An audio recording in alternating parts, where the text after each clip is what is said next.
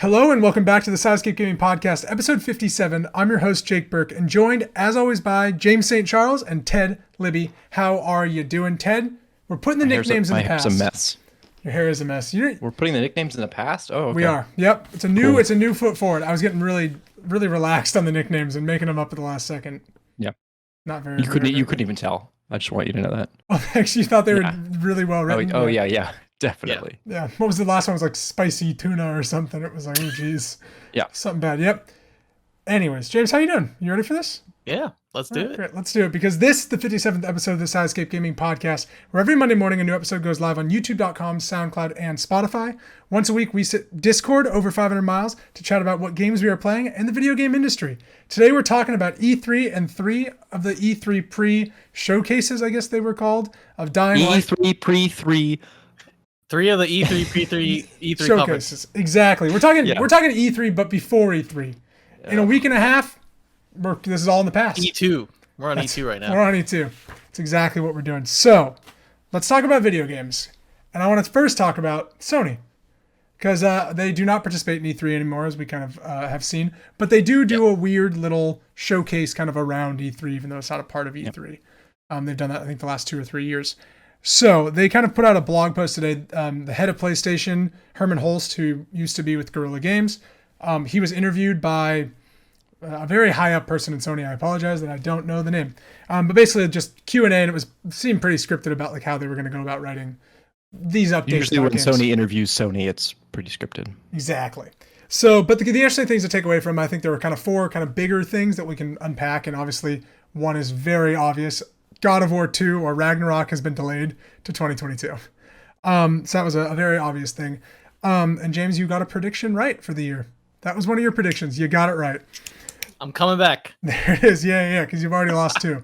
But they also talked about Horizon Forbidden West, and they did not confirm that it was on or that it was going to be in 2021. They said it is on track, but it could not be. So I would predict that they're still trying to work on getting people over for sound studio stuff for like the actors, because they're in, I think Poland is where Guerrilla is. So I would maybe imagine that's kind of something of it. They did go on to say that the reason for both delays is both those games, they are frankly affected accessing to performance capture talent. Like I said, that's probably where actresses and stuff going over.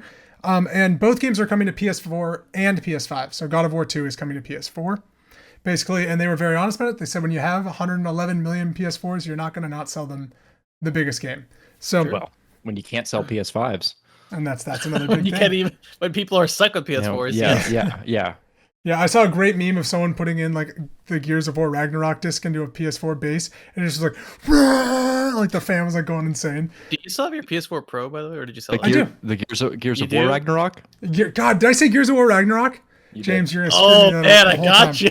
Anyways, the second thing, Sony Bend, who was famous for making Days Gone, they are making a very exciting new IP that is building on the deep open world design gameplay of Days Gone. So they're making a new IP. We kind of figured that was kind of the case when Days Gone 2 was pitched and rejected.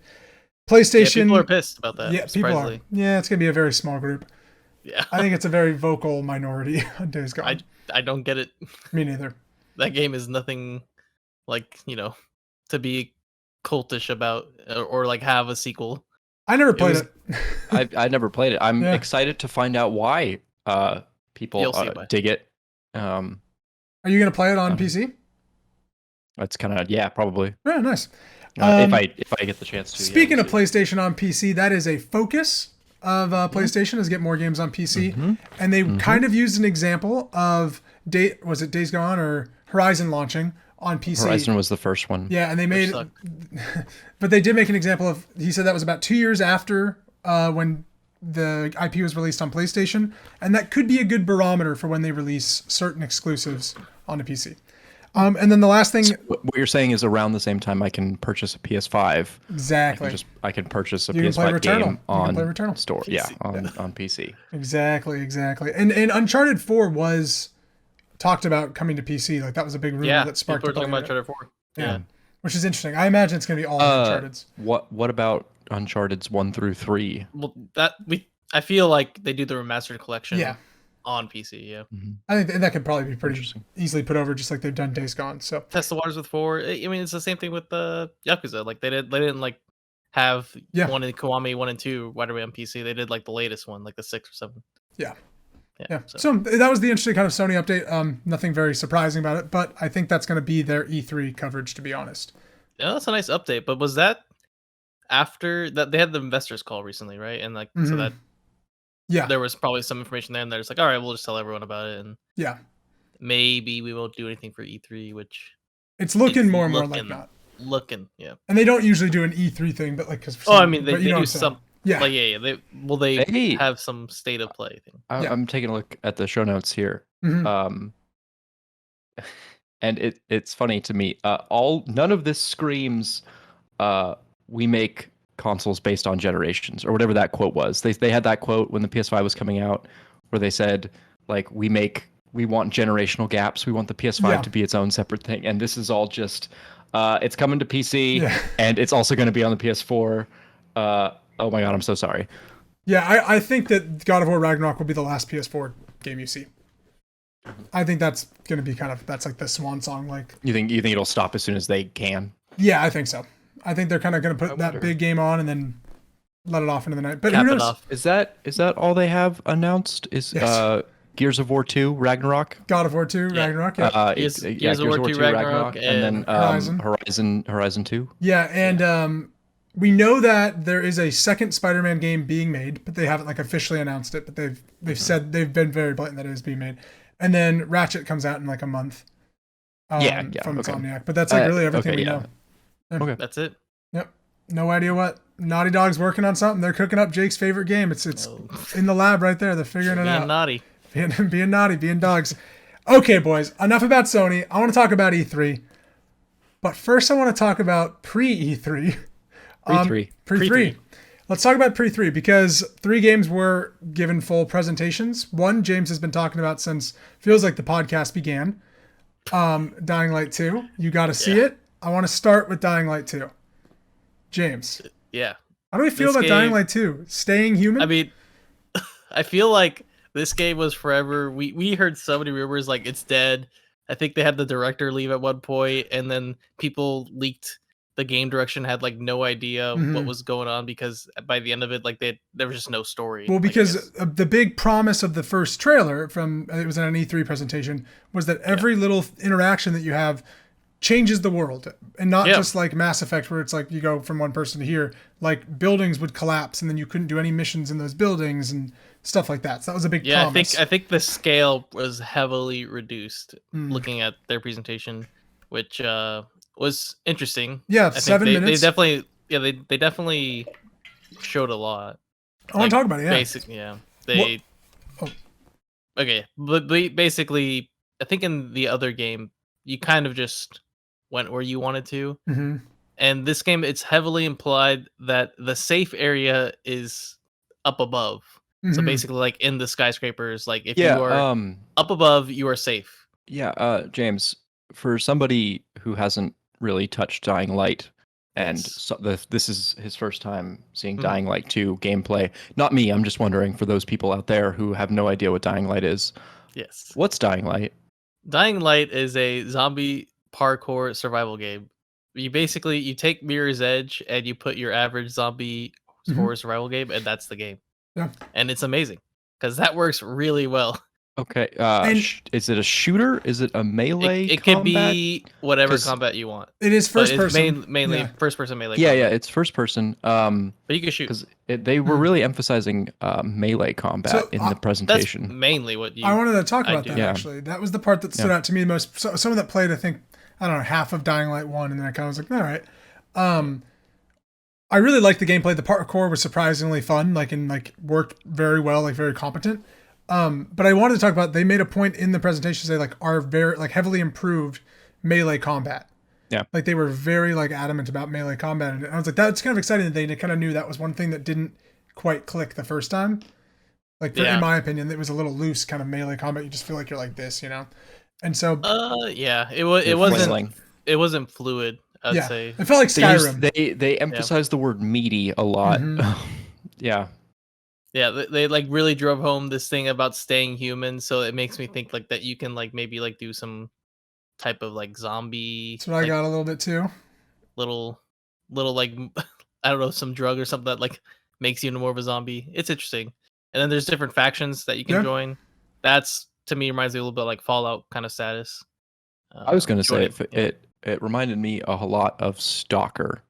Stalker. If you guys remember wow, Stalker, yeah, That's an Stalker. old- That's an old Yeah. action RPG from a very long time ago. Doesn't really matter. The point is that game has a whole bunch of different competing factions, and your main story is dictated by the quests you do for different factions. Yeah, And they emphasized that a lot, that there are different types of people in this world that you can befriend or betray, et cetera, et cetera.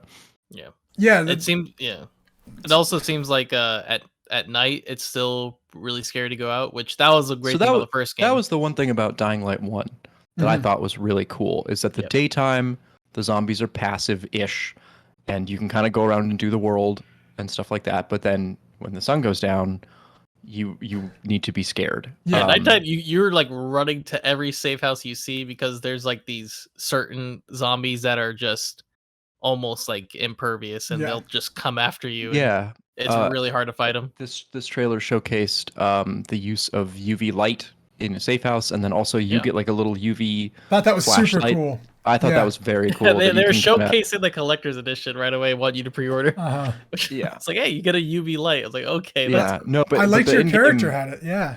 Your character has the UV light that you can kind of flash and annoy a zombie long enough to get away, which I thought was really cool. I did too. I liked that the game was like talked a lot about combat and who you will join and everything, but really focused too on like this game is still about parkour and getting away from shit. Like that was such a unique thing in that first game, was when it became night. Like it made some like alarm noise, right? And like so like the night is coming or something, and you were like, oh fuck, like we got to get out of here. You have to get to some safe house. And, yeah. They didn't talk too much about the co-op aspect, but it looks like it's still there. In terms of is there co-op? They did not talk about that at all. Well, there better be. I mean, the first game had co-op. Okay. But that's interesting. I played the whole thing with Gunner. Huh. Except for the last mission. Last mission was like single player for some reason. But everything was co-op. Every little thing you wanted to do. Did you see what you wanted to see? Because you've been talking about this game for a while. You were pretty excited about it coming into E3, hoping to see it again. So it's definitely interesting. I don't know. I didn't see too much from me personally. Like thinking going off of the first game. Yeah. First game had a lot, and this to me like they showed a bunch of like rundown skyscrapers with gardens on them. Not too much. Like, and that's fine because like they don't have to show everything. So you want hopefully more variety? I can see more like going out more because you can go a lot of places in Dying Light 1. Okay. With different zones. The city's huge and a lot of different architecture and yeah.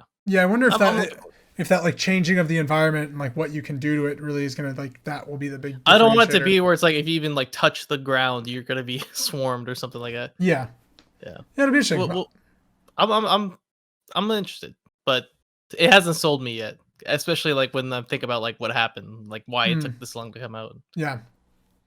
Ted, what did you think of it? Ted, I thought it kind of looked a lot like Dying Light 1 as somebody. I mean, I've obviously played tons of Dying Light 1.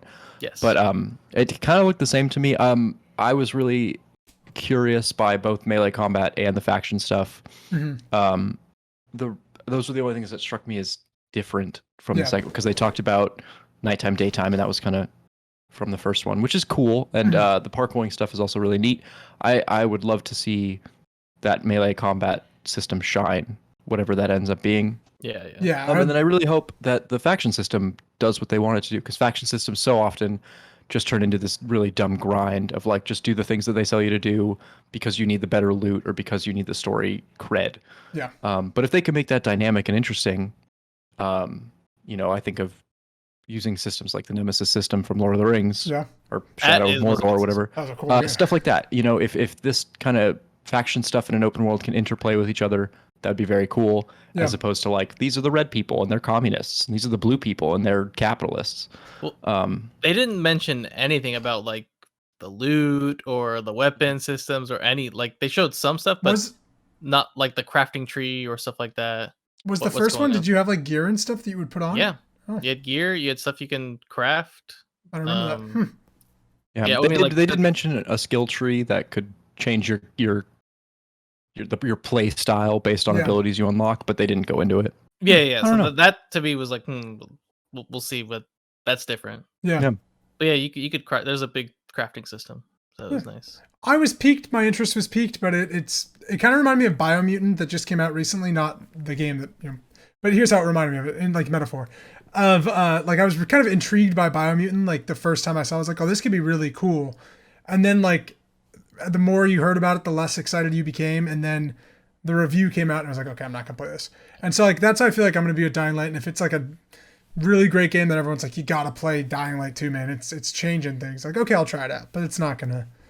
It didn't move me If to it's buy. anything like the first game, it's gonna be great. I mean, that's all I want. Like the same thing as the first game. If it tries to be like too fancy or too cute, it could really fall flat. Yeah, and it sold really well, so Yeah, so they got a big old budget for that one.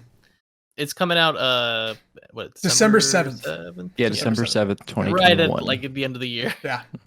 Just make it a holiday. I had this thought while I was watching the video. Do you think we're gonna have a reoccurring segment on the podcast where James is disappointed by delayed games that come out in December?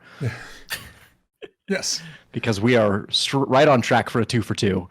Yes. Oh yeah, that's so far that's a really good track for James.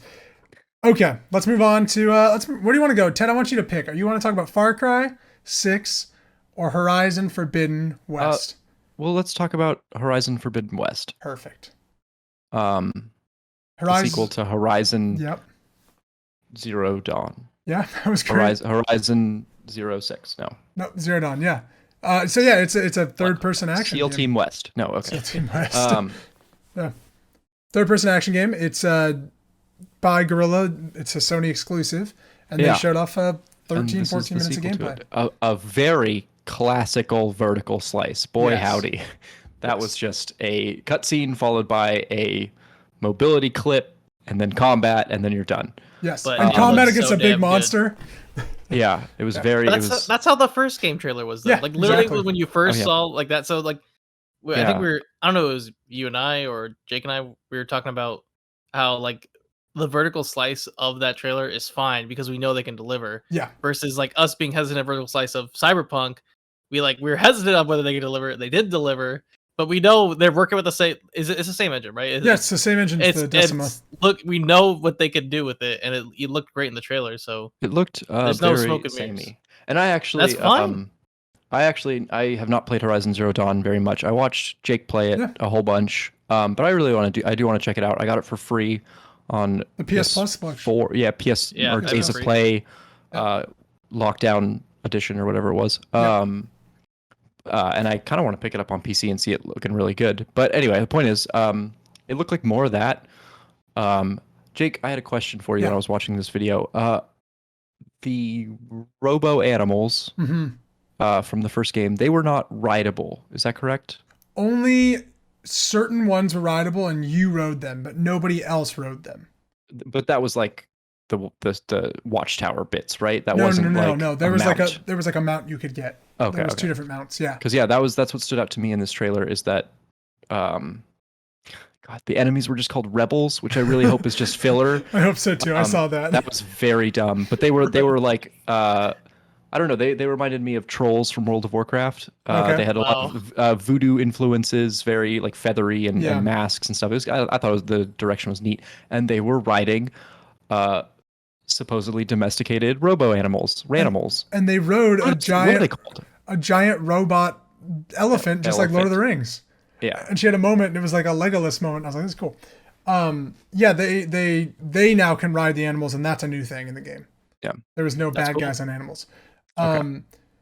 James, what did you think before I go? I want to hear kind of what you think. At first, before the trailer, I liked that they were doing like this kind of like scenery shots. Yep. That just from while you were waiting.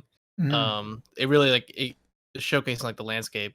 And then Far Cry 6 did it for 30 minutes, and we'll talk about that. And then Far Cry 6 kind of butchered it, but I think this was something watching it that is really showcasing like the first game, like kind of like what we like about the first game, and then adding some new things that I think really like showed through the trailer. It also looked better. Yes.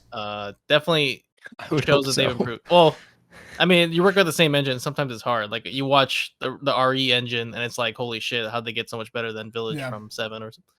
But yeah, it really showed that this game is well polished. I think. Yeah. I am not one of those people who are like thinks, okay, you watch this trailer, and it's gonna be shit when it comes out. I think they're gonna deliver. I think so too, just because, like you said, like Guerrilla made this game before. This is the sequel. The gameplay is going to be good. It was good the first game. We know the gameplay is going to be good. Add new, it's probably add new going ones, to be better than some. Yeah. Yeah. What were you going to say, Chen? I just, I saw a lot of Horizon, and I'm very curious to play it, but I don't know what I would want out of a Horizon sequel. And this trailer didn't tell me what I wanted out of a Horizon sequel. Which I don't think there is. It felt very much like more of the same, but I have not played the game, so that could be ridiculous. I don't know. It is more of the same, but that's Sony now. That's what they do, is they're going to make 3 Horizon games that feel pretty similar. With like now Aloy has a parasail, just like Link from Breath of the Wild. That was so interesting. Saw that. Yes. Yeah. Not even like a glider, like it's a fucking parasail.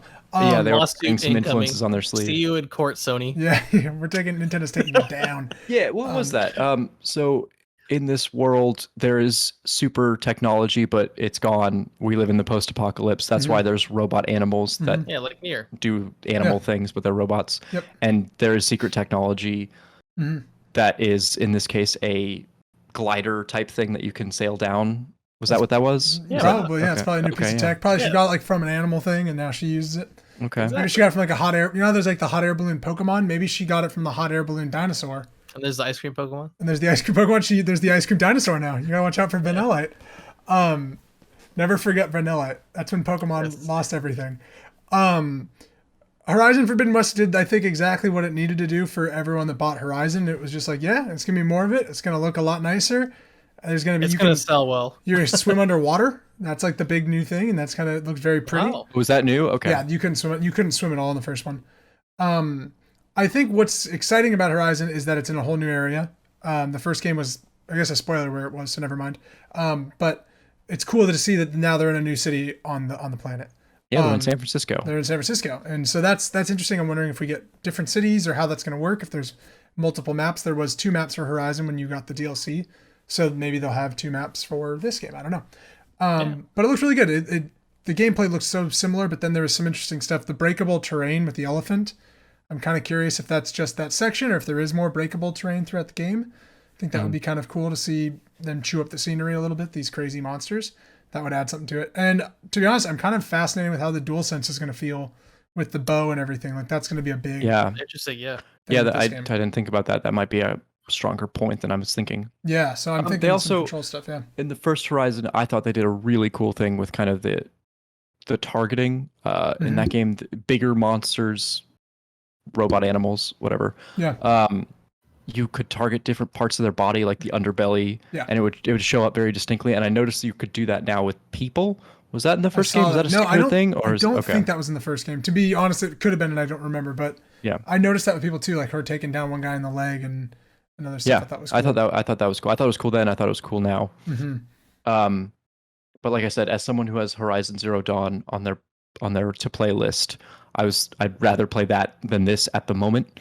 But it looked very nice. I thought they did a lot of talking before and after the actual demonstration, the demo, and I thought that was pretty silly bad. They talked about the enemies being called rebels, and then they just kept saying their names, and it was like, okay. Ted, they're rebelling, okay? That's what rebels do. What are they rebelling against? There's no society. Anyway, it doesn't matter. That's what they're rebelling against. They want a society. Yes. Yeah. No, but I thought the tropical feel of this particular demo was very cool. I thought that's what they've done that before. Like we saw stuff before, and it was like very tropical. Where the first game was very snowy. This and desert. It was like a snow in a desert. This is cool. Now we're on vacation. Exactly. Yeah, exactly. Yeah. But yeah, I thought it was cool. It didn't, like I said, didn't really spark that switch in my brain that was like, oh, this is why I need to play the sequel. But that's okay. The game can come out and still be great. Yeah. And it probably will. I think it will be. Nothing necessarily wrong with more of the same. Horizon was a great game that unfortunately came out right before Zelda Breath of the Wild, and so it kind of got pushed away as like... It came out. Nobody was really too crazy about it until like it started, like you started seeing more people like, oh shit, Horizon is actually good. Really good. Like it took a while. It wasn't good right at the bat, but I saw a lot of traction pickup, honestly, when the PC edition was released and then got patched a few times. That's awesome. Yeah, I mean they worked at it because the problem was Sony Ben Studio. They outsourced it to another company, and Days Gone. Kind of no. Well, they were supposed to do it, Sony Ben, but they outsourced it to another company because they were working on Days Gone port. So the port was not too interesting. good. So Guerrilla was supposed to give him the port. Oh, that's interesting. Yeah, I mean they're doing all the ports, but they were supposed to do that port. They outsourced it to another company, and that's why when it first released on PC, it was not too good. It's probably the worst. It's probably a bad port, but they've been patching it ever since, and it's now a good port. Oh, good. Whereas Days Gone releases as a good port because like they were working on it. So that's interesting. You're gonna see that more with a lot of these PlayStation to PC games. Yeah, you gotta port well. Like there's people will not buy if it's not good. So. That's true. Yeah. Well, I'm excited for Horizon. I think it'll be standard good, rule right there. Gotta port well. Let's talk about our last game to talk about. Far Cry 6 out of one of them studios that Ubisoft owns through Canada, America, and France. Yes. I don't know where it is. I don't know who makes this. Actually, it's probably like you 90. You named all the great studios, though. It's probably like Montreal. 45 different Ubisoft studios that touch this game. So, yeah. Far Cry 6. James, you're probably, in my opinion, maybe the biggest Far Cry fan of us all. Probably. I played them all. So, I've beaten them all. What did you think about Far Cry 6? What's are you a big Far Cry fan in the sense that it's an automatic buy? You've beaten Far Cry 1? Okay, I haven't beaten Far Cry 1. Shots fired. But I've looked at Far Cry 1. But sorry. Anyway. Far Cry 5. 6. No. Well, I'm gonna start with He's taking 5. it in the past, Ted. Okay. Far Cry 5 left such a bad taste in my mouth, like at the ending, that I didn't even want to look at like their DLC, like to like kind of make up for whatever the ending was. It was so bad, like I had to like put the game down.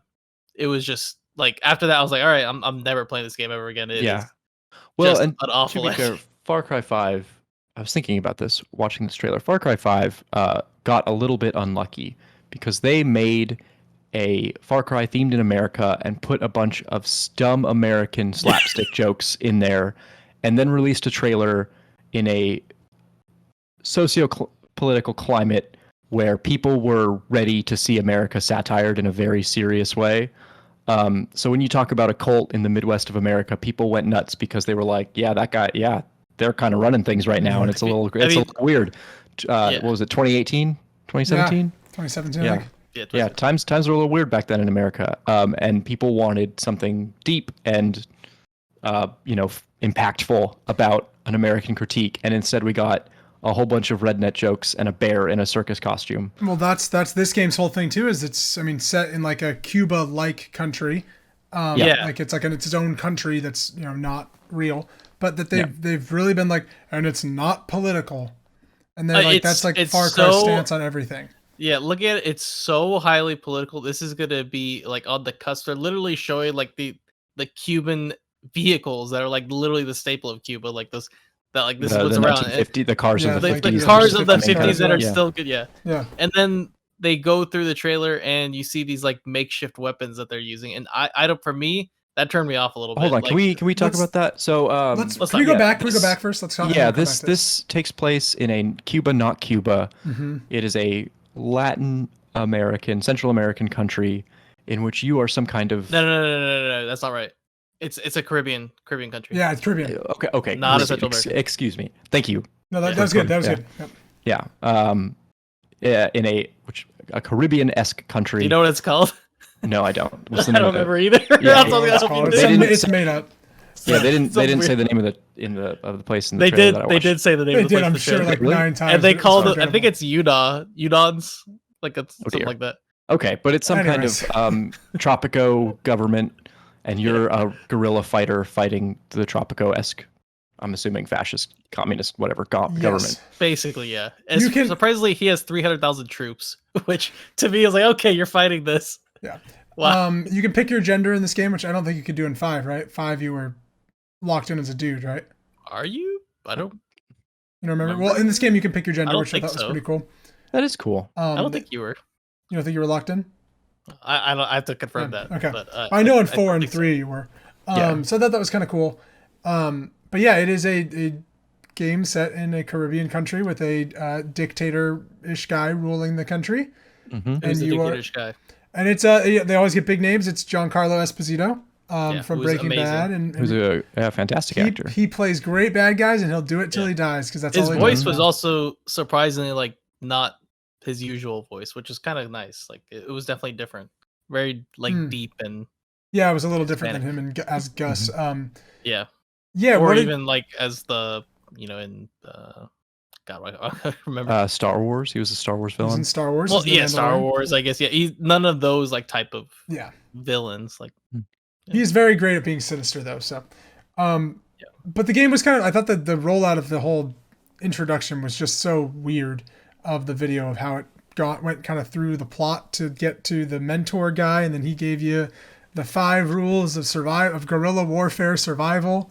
And then she used a CD player weapon, and it played some stupid song. Hey, Macarena. Yeah, the Macarena. Yeah. And then at the end of the trailer, a dog walks out without legs. It's like a wheelchair dog, and it has bullets like ammo on the sides. And it's like, what is this game? Far Cry has just really come a long way, and when I think back about like Far Cry 3 and all that, and it was just your like kid adventure going here, and then you run into like some warlord, and now I don't see how this isn't political, because it is like literally like you're overthrowing a dictatorship or something. Yeah. And I'm worried about this game.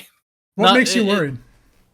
I do not like the weapon system at all. I was gonna ask you there. So they seem to be focusing a lot on customization. They mentioned one of the rules of being a guerrilla fighter is to use everything to your advantage. Yeah, and it was like you could use a car engine or a lawnmower engine. Yeah, they showed weapons and cars being customized in various different ways. Has that ever happened in a Far Cry game before? Have you ever like cobbled items together, or has it always just been the standard fare of guns and ammo? I think there's been like those type of questionable weapons that like you can like goofy weapons, because a goofy like sort of melee weapon. There've been those, but not they're usually serious guns. I always use the same loadout from like 3 to 4 to 5, and I'm afraid it's not going to be in this game. But they've always had weapon customization where you can put scopes on guns and but they're always staple weapons. Like you always use like a Barrett. You could always use like this M14. Like that's. In this game, it seems like you're just gonna like use whatever you can. Yeah, I saw an AK. Like, that's it. This seems like very much like you're putting a pipe next to a thing, and then that's your extended barrel. Like it's goofy. Yeah. And to finally get to the point, there's this a bit in this trailer in which you get like a CD-ROM launcher type thing, and it plays the song as you load the disc, and then you shoot it. And it seemed very goofy. That part of the trailer, like. It like cut some dude up, like the CDs like sliced him apart, and I was like, I don't get. What is this trying to be? Is this not so? Is it not serious? Like is the story not serious? Is the warlord going to be goofy? It reminds me like Far Cry 4. Troy Baker was the villain, and he was pretty good at it. Very good. Yeah. But he was very goofy. The villain was like goofy, and he'd call you and be like, "So what are you doing right now?" Was he mocapped? Yes. Yeah. Oh wow, okay, I didn't know that. Do you remember like the one thing you could do at the beginning of Far Cry 4? Yeah, you could wait for him and then end the game automatically, which I thought was really cool. That right there was a really amazing thing. He like sits you down for lunch, Ted, and you like sit there and he's like, "I'm gonna be right back," and you're like supposed to leave at that point. But you can sit there, and if you sit there for like 5 minutes, it's like some long time. If you sit there for like 5 minutes, he like comes back and he's like, "Oh good, you didn't leave," and then the game ends. you beat the game. You beat the game, man. But that's a cute little thing. Mm-hmm. And then the game's serious after that, like kind of funny because he's like an eccentric villain. Yeah. Even 3, like the antagonist was also who's in this game, right? That's the kid, right? Isn't that Voss? Is it? Damn, that's insane. If it links, I don't know. I think it might be. I think that's like what the big rumor is. But I don't know if that's confirmed. Cool. But he's got like the same scar and shit. I'm okay with a little like humor and But if you're throwing me these CD disc weapons, I will not be happy. Yeah, that was kind of disconcerting. Where Far Cry always kind of had a somewhat realistic. I mean, concerning. Disc, nice. That was good. Well done, James. 5 points to you, man. Ted, he's getting an A in this show. You're getting a B minus. Okay. I'll take it. If that's what gets you an A, I don't want to be. I want an F. That's fair. But yeah, I was a little concerned by just like how, I don't know, that takes away from the tone of what Giancarlo Esposito is like kind of capable of. I mean, yeah, that makes it like, is he gonna crack some jokes about your car gun? You're like, ooh, you have a gun that shoots cars, and it's like, nobody wants this game. I hope he deals meth in this. That'd be so great. She's like talking about how he has to go up to they have like a big meth empire. Yeah. He's like, hey, my friend Walter's coming. I'm not gonna play Far Cry 6. I've decided. Ooh. Unless James plays it. I'm definitely not paying full price for it. I don't think. Yeah. Unless something else comes out, like it's always a fun co-op game. Like I feel like I played Far Cry with Gutter like so many times. I think we played all. Like we played. He's played 2. I didn't play 2 with him. We played 3. 2 is not. 2 is not co-op. So yeah, we definitely didn't play together. 3, 4, and 5 together. So probably if it comes to it, we'll probably play 6 together. Yeah. Yeah. That's one of those games that is fun co-op, and I can ignore the story until Far Cry 5 ending. But everything else is usually fun. Yeah. It's a weird series. I'm curious about it. I was talking shit about it last week, I think, maybe 2 weeks ago. I'm curious about it. Ubisoft makes kind of sort of the same-ish things every time, and I, generally speaking, like what they're putting out. It's kind of just a time and a place thing. Yeah. I think that to address the goofiness, I think they have been trying to be goofy for years now, and every time they do it, it just doesn't land, and now they're just like, guys, we're trying to be funny. Damn it. Here's our CD gun. Yeah, it's the Macarena playing. Hilarious, no? Yeah, because like kids will love it. Whoever incepted Far Cry 5 was trying to make a goofy slapstick game, and it just didn't land because everyone thought it would be something else. Yeah. And this time they're doing the same thing of like, no, guys, we don't have some deep political motive here. We're trying to make a goofy, fun Ubisoft game because that's what we do. They also have a bad track record. They ruin parts of that world. What is it? Ghost Recon Firelands. Do you guys remember that? The second they one? They had a whole Ghost Recon game set in Nicaragua about drug dealing and stuff, but it wasn't political. Wildlands, yeah. Wildlands. I didn't know Firelands was the second one. I was like, that's a very good title. That probably was the second one. Breakpoint. That was the second one. Yeah, anyway, they have a bad track record of that. Yeah. I am actually looking forward to one thing. There was briefly mentioned in this trailer that there is like cities or populated areas where you have to like put your guns down and kind of be covert, which I think is very cool. How good do you think that's going to work? Who knows? Far Cry 2 did it, which is the best Far Cry game. Listen, but that's a separate discussion. I have one question. You have to put your guns down, but do I have to put my CDs away? Let's hope. No, you play them in your boombox that also shoots fire. Yeah, so that might be they made it look like there would be active choices of like you can either shoot people outside of the city or you can go into town and still complete the objectives just doing it a different way. Yeah. That would be very cool. Far Cry usually doesn't have anything like that. It's always generic bad guy camps that you take out, shoot, take over, and move on to. So having a place to vary up the mechanical experiences could be very cool. Who knows how that will play out? Who knows if that was just fun flavor for the trailer, if that's actually going to be a meaningful part of the game, is that you need to go into town and not be spotted and kind of protect your identity and stuff, because that would be actually really cool. Yeah, there's still a lot we don't know. Like we can see more. Far Cry has always been like pretty big and open world, and that's been fun. But like the weapon choices, I hope it's more expansive and not like full on. That's what you have to do is I would predict that this is them putting their foot down and saying like, we are not trying to be a paramilitary or a realistic in any sense. Like that's Ghost Recon, or that's that's one of our, like, Far Cry seems to be pushing towards the goofy fun games. Sad. Take that for what you will. Like I said, Far Cry 2 is the best Far Cry game, and that's very serious. That has no fun in it whatsoever, and it's great. Yeah. Yeah, Far Cry 3, man, was a good one, too. Yeah. 3 is great, but 2, man, that one. Yeah, this even seems like a derivation from 3. Like 3 has all realistic-ish guns and a scary bad guy. It was like a thriller of a game. Yeah, the only like an action thriller. The only jokes in that game were from the main bad guy, who was like unnerving when he joked about shit. And you're like, Yeah, that guy was like Yeah, boss was cool. Yeah, Yeah. we'll see how it goes. I thought of the 3 trailers here, this one was The worst. it definitely had it was the cringiest. I don't think it was the worst, just because I thought Forbidden West was a teeny bit boring. But it was definitely the cringiest, and it definitely hit all the wrong notes of like, what are you guys trying to do here? Yeah, it made me very uninterested in a Far Cry game. Same. Yeah. I was like, all right, well. Yeah, I think Far Cry, and maybe even Ubisoft as an entire company, is just you're either in on that style or you're not. Yeah. And for me, like, Giancarlo Esposito is not, like, he's a very interesting actor to be in this, and like that's so cool that he's in a Far Cry game, but he's not drawing me to this role as a bad guy because I've seen him play a bad guy in everything. So like if I want to see him play a bad guy, I'll go watch The Boys, Breaking Bad, like anything he's on right now. It's like, yeah, okay, cool. Like I don't need to pay $60 to see him also be in a video game where he's gonna be a bad guy. So yeah, like I said, we don't even know how well he's gonna be in this because oh yeah, well, you know it is mocap, trailer. but it is a lot of I'm sure I'm reading. yeah. Will we have some like some awkward lines from him, or we'll see. No. We didn't see too much because they're not showcasing him enough. They showed him in one early trailer and that's it. It's probably not in a lot of the game. Yeah. Far Cry 6 will make or break me solely based on if they try something new with the mechanics.